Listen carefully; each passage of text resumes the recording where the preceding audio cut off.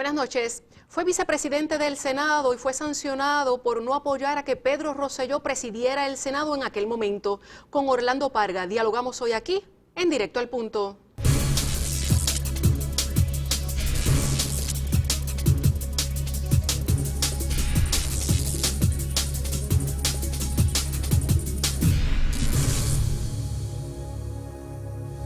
Buenas noches y bienvenidos a una edición más de Directo al Punto. Hoy me acompaña Orlando Parga, vicepresidente del Senado. Buenas noches. Buenas noches, Mariel. Gracias por invitarme a tu programa.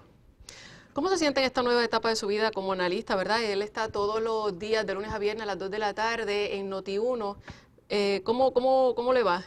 Bueno, mucho más tranquilo, pero siempre atento a lo que ocurre en el país, participando en el debate diario de las ideas y de los asuntos, de los hechos que ocurren, escribiendo.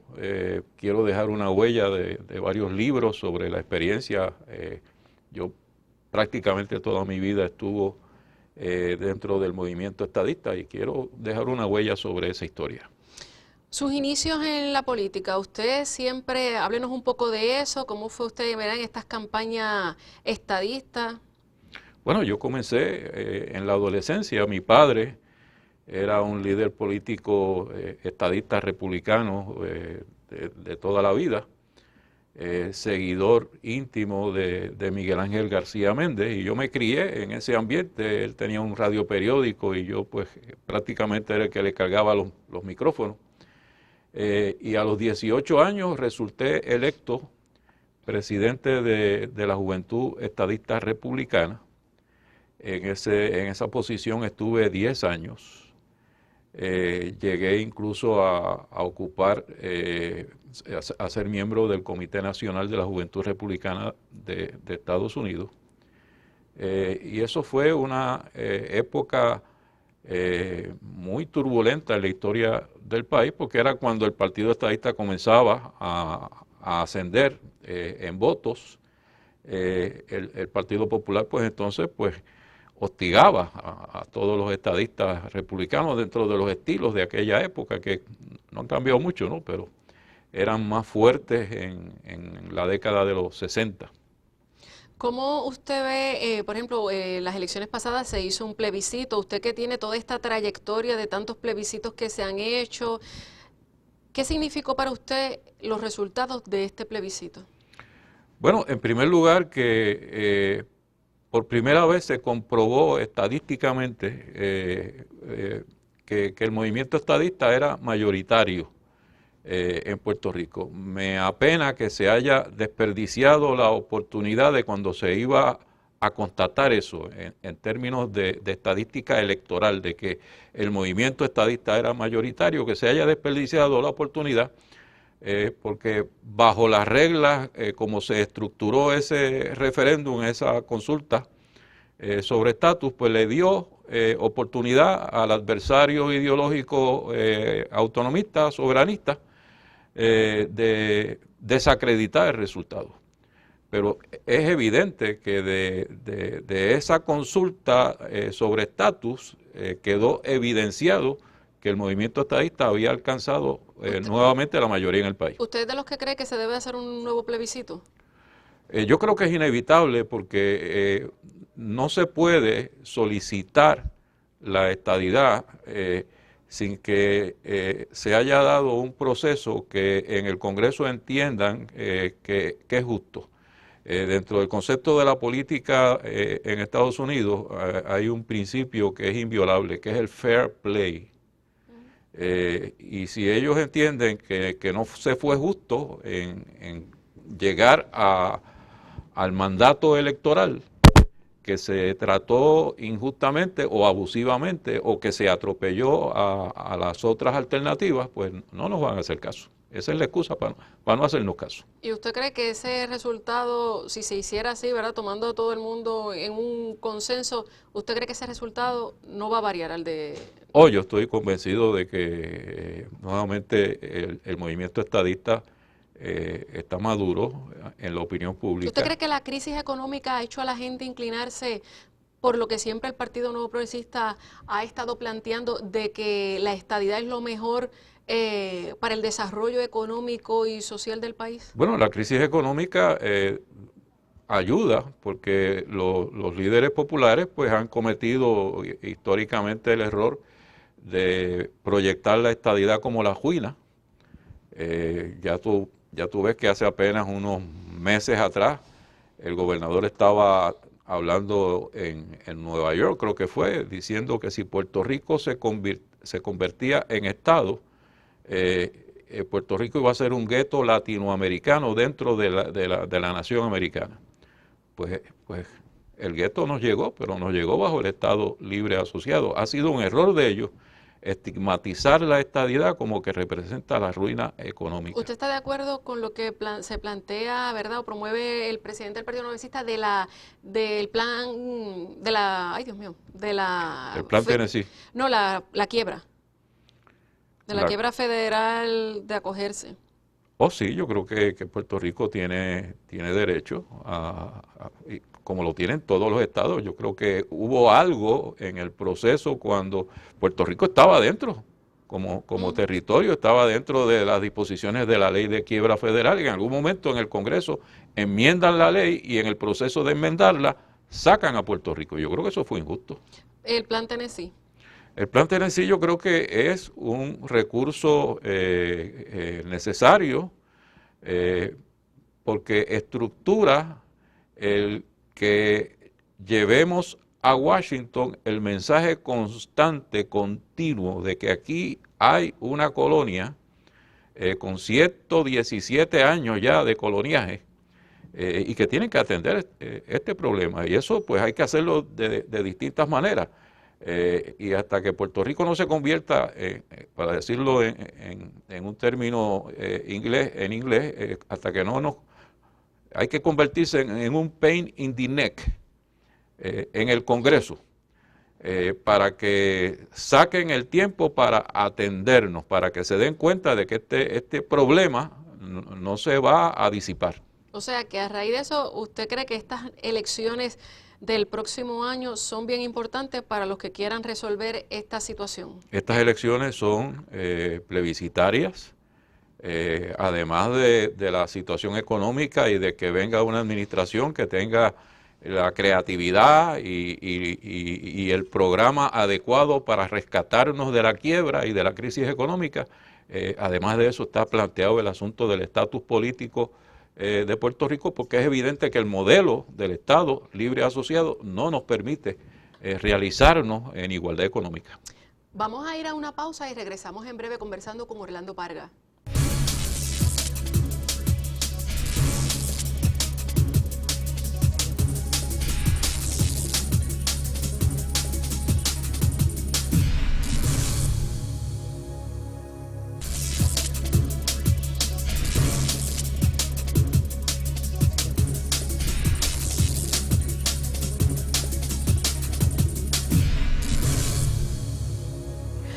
Buenas noches y seguimos aquí dialogando con Orlando Parga. Ex senador, ¿qué tiempo usted estuvo en el Senado? Estuve 10 años, entré para sustituir a Roberto Resache Benítez, que renunció a mitad de cuatrenio. Se puede decir que estuve año y medio en mayoría durante la presidencia de Charlie Rodríguez. Luego el PNP perdió en el siguiente cuatrenio que presidió Tony Fajardo Zamora, y al siguiente cuatrenio es cuando el PNP gana nuevamente, pero el gobernador no sale electo, y ahí pues surge la controversia sobre la presidencia del Senado. O sea que en ese cuatrenio, aunque estábamos en mayoría, pues yo a veces se sentía en minoría. En minoría, ¿no? ¿Cómo usted describe, verdad, esos años que fue el gobierno compartido? Pedro Rosselló pierde las elecciones, Fortuño y la mayoría de los municipios y Cámara y Senado la gana el Partido Nuevo Progresista. ¿Cómo usted describe ese cuatrenio, verdad, que después Pedro Rosselló renunció, como era que se llamaba el senador de Arecibo? que renunció para dejarle el escaño a él. ¿Cómo fue esa experiencia? Mira, fue un periodo bien doloroso, tortuoso, difícil. Particularmente el primer año del 2005, y llegó el momento en que yo particularmente tomé la decisión de que iba a bloquear mi mente de ese trauma y que tenía que proceder a trabajar, a realizar la labor legislativa, a acometer los proyectos que yo tenía en mente desarrollar en ese término. Pero mientras tanto toda esa guerra se estaba dando a nuestro alrededor. ¿Cuánto ustedes fueron sancionados, expulsados? Bueno, sí, los llamados auténticos fueron prácticamente expulsados del partido, porque aunque finalmente una asamblea general no llegó a tocar el tema, pero para todo efecto práctico estaban privados de sus facultades como miembros del partido. O sea, no podían entrar a un comité del partido, no podían participar de las reuniones, no podían aspirar a la reelección. Por eso es que se lleva este pleito que llega al Tribunal Supremo, y es el tribunal el que decide que un partido político no puede privar a sus electores, y en este caso a oficiales electos por el propio partido, no les puede privar del derecho de participar en los procesos. No le puede impedir que sean candidatos a la reelección. En el caso de mis compañeros, pues ellos decidieron acogerse a la decisión del tribunal.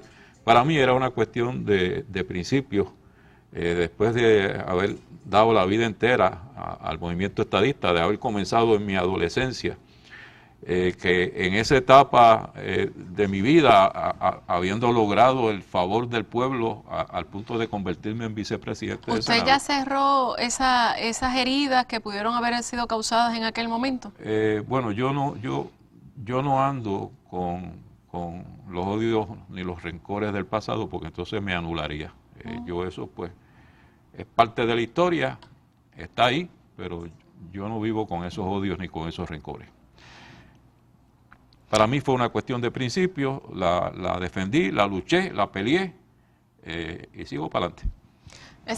¿Cómo usted ve ahora, verdad, el desarrollo de los trabajos legislativos con todo lo que ha ocurrido?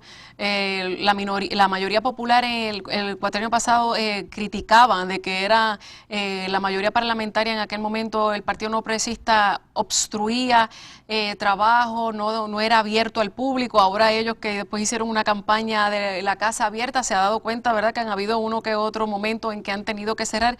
¿Cómo usted ve esto? Esto es normal, ¿verdad?, que a veces por cuestión también de seguridad ocurran esos momentos. ¿Pasó en algún momento durante el periodo que usted estuvo en el Senado? Bueno, yo lo veo con sentimientos mixtos, ¿no? Porque sí, tienes razón en que hay una apertura después de un terrible error que cometieron los líderes legislativos del pasado, de inclusive hasta cerrar las galerías de los hemiciclos. Yo recuerdo cuando el problema de los auténticos, yo presidiendo las sesiones del Senado y arriba gente, activistas, fanáticos, gritándome improperios, insultando a los senadores que estaban identificados como los auténticos, y en ningún momento se mandó a desalojar. Las sesiones del Senado y de la Cámara tienen que ser públicas. ¿Usted lo veía como una manifestación libre de...? Como un derecho a la libre expresión. Ese es uno de los principios más fundamentales de la democracia, el derecho a expresarse. Y aunque usted tenga un mallete en la mano y el poder en sus manos, no tiene derecho a coartar ese derecho. Usted estuvo en la asamblea que convocó el doctor Ricardo Rosselló para anunciar su candidatura a la gobernación.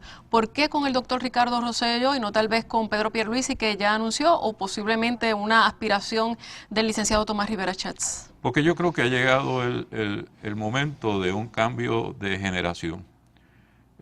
Y que los líderes que tuvimos en el pasado, las posiciones y el poder, pues ya es tiempo que le demos paso a una nueva generación y que surja un líder que tenga el arrojo, la valentía, la determinación de hacer las cosas que hay que hacer en Puerto Rico. Aquí hay que coger el gobierno y virarlo patas arriba y transformarlo. La administración pública hay que transformarla totalmente. Y los de mi generación y los de la otra generación intermedia, como que están muy atados a las cosas como se han hecho siempre. Y yo creo que Ricky tiene la capacidad, tiene la inteligencia y además pues tiene el arrojo y la oportunidad de convertirse en el líder de una nueva generación que cambie las cosas que hay que cambiar en Puerto Rico. O sea, usted es de los que opina que no necesariamente una experiencia política o administrativa es mejor, porque ya ha habido gobernadores con experiencia en la legislatura o en el Ejecutivo y no han dado pies con bola, no han podido... Es que la experiencia es un valor que se adquiere estudiando, leyendo lo que ha sucedido. Y ahí está. La experiencia que necesita el nuevo gobernador de Puerto Rico está en los errores que se cometieron en el pasado. Bueno, y muchos plantean de que el actual gobernador tiene experiencia porque fue secretario de DACO y fue senador, o sea que trabajó en ambas ramas de gobierno, ejecutivo y legislativo. Fue el secretario del DACO cuando yo era presidente de la Comisión de Asuntos del Consumidor del Senado. O sea que trabajó bastante con él. Y trabajé directamente y esa experiencia, claro que sí la tiene. ¿Y cómo usted evalúa cómo trabajó él en aquel momento versus cómo está haciendo ahora?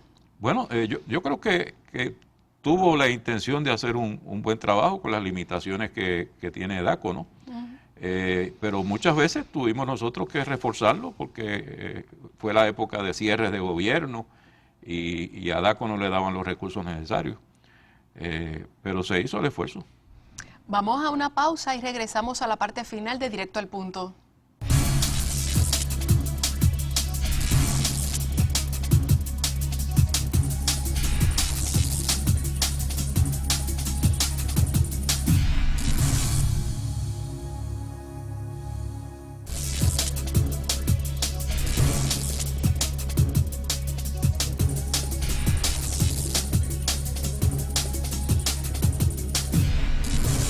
Regresamos a la parte final de Directo al Punto, hoy conversando con el ex vicepresidente del Senado y hoy día analista político y radial, Orlando Parga.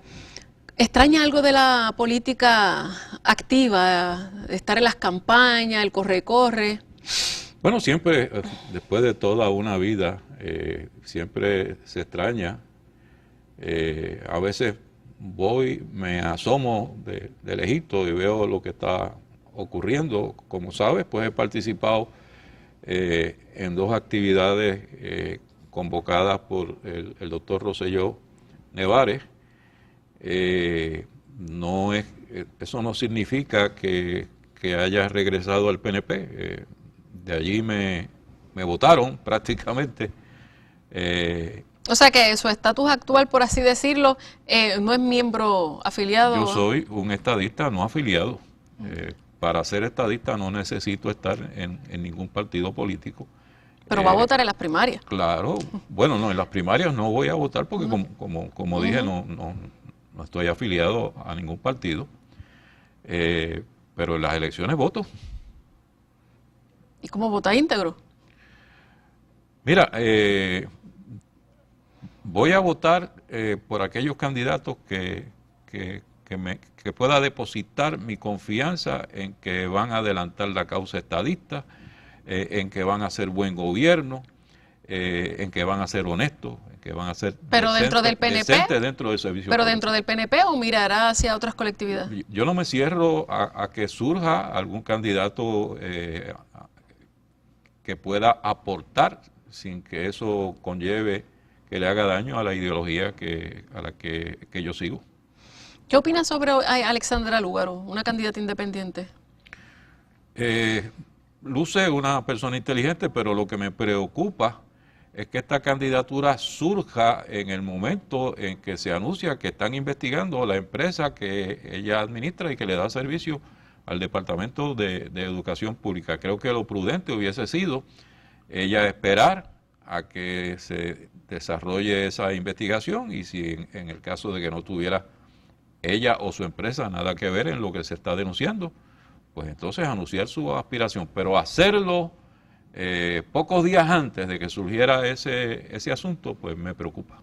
¿Usted cree que ¿verdad? La salida de tantos puertorriqueños fuera de Puerto Rico a diferentes estados de Estados Unidos va a perjudicar las elecciones? ¿Hay que hacer tal vez más movimiento, ¿verdad? de movilización? ¿Cómo usted ve esto electoral, este asunto? No, bueno, electoralmente debe simplificarlo, porque son menos electores, ¿no? Pero yo creo que ese desplazamiento de puertorriqueños hacia los 50, no los 50, sino mayormente los estados del continente, pues yo creo que es la garantía absoluta de que Puerto Rico va a ser un estado de la Unión Americana, porque ya son más puertorriqueños allá que acá.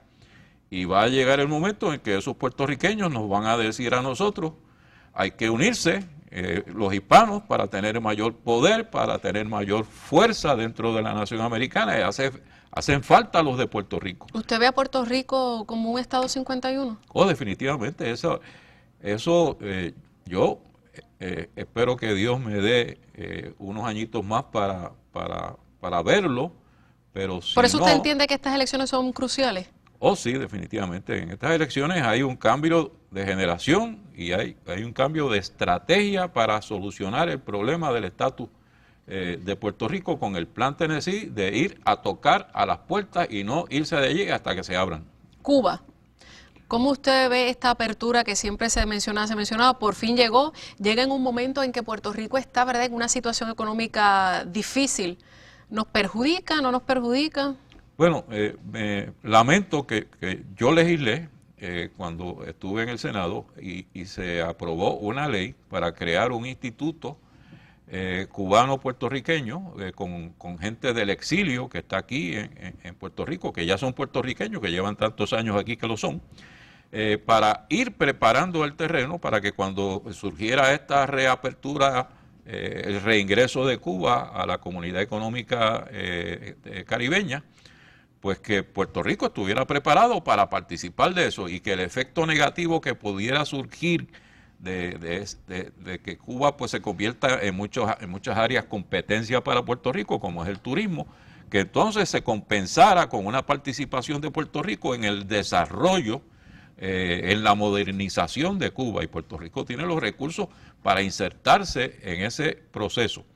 Pues lamentablemente esa iniciativa que ya estaba montada durante la pasada administración Fortuño, ese instituto estuvo trabajando prácticamente hasta el final del cuatrenio, pero cuando entra el nuevo gobierno, pues se desatiende eso y los miembros de ese instituto pues se desalentaron. Y ahora abre Cuba, las negociaciones son exclusivamente entre el Departamento de Estado o la comisión que ha nombrado la Casa Blanca, no hay participación directa de Puerto Rico. Lo único que se ha dado es un intercambio estudiantil que siempre ha existido, independientemente de que Cuba sea comunista o no. Y no hay un proceso estructurado, organizado, de participación de la industria, del comercio, de las profesiones de Puerto Rico en ese proceso de Cuba. ¿Usted coincide con, por ejemplo, con el senador Marco Rubio y otros, ¿verdad?, líderes del Congreso republicano, que ellos también resienten de que no se haya dado esta apertura sin ningún cambio de Cuba? en Bueno, cuestión de las libertades. Eso incluso lo resiente hasta a la propia administración de Obama, porque ellos comenzaron el proceso. Obama está más pendiente ahora del legado que va a dejar, porque este es prácticamente su último año, y él quiere dejar una huella en la historia, y la reapertura de Cuba es como llevarse una medallita en el pecho de que yo conseguí eso, ¿no? Pero lo debería de dejar con... Pero están todo disgustados porque ellos han caminado la mitad del camino, pero el régimen de los ancianos Castro no ha querido dar un paso y se mantiene inflexible.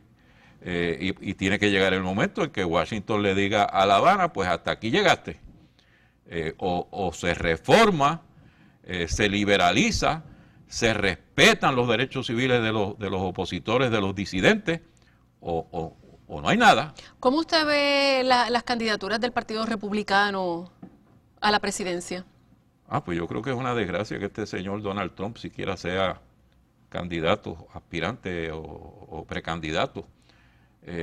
Yo creo que el Partido Republicano está siendo alado, arrastrado hacia la extrema derecha por esta facción del Tea Party, y que eso pues puede terminar en que no ganen las próximas elecciones. ¿A quién usted apoya para la presidencia? A mí me luce que Jeb Bush es un candidato formidable, además de que es un hombre que conoce bien a Puerto Rico, que tiene unos lazos con el pueblo hispano. Me parece que sería un gran presidente, y un gran presidente para Puerto Rico. Gracias, Orlando Parga, por haber estado aquí con nosotros. Gracias pero se repita. Invitarme. Estamos a la orden.